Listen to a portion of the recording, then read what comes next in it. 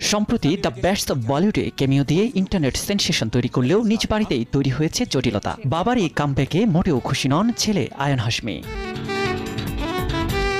স্কুলে বন্ধুদের মাঝে বেশ বিব্রতকর পরিস্থিতিতে পড়তে হচ্ছে আয়ানকে। বাবার পর্দার চরিত্রের সঙ্গে বাস্তবেও তুলনা করছে বন্ধুদের কেউ কেউ। লজ্জায় স্কুলে যেতেও আগ্রহী নয় ইমরান পুত্র।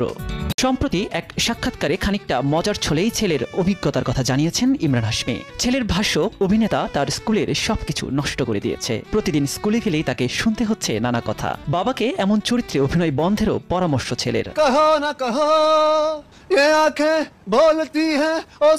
দ্য বেস্ট অব বলিউডের জনপ্রিয় এই দৃশ্যের পেছনের গল্প ফাঁস করেছেন ইমরান। জানিয়েছেন দৃশ্যটি একটি বাস্তব ঘটনা থেকেই অনুপ্রাণিত।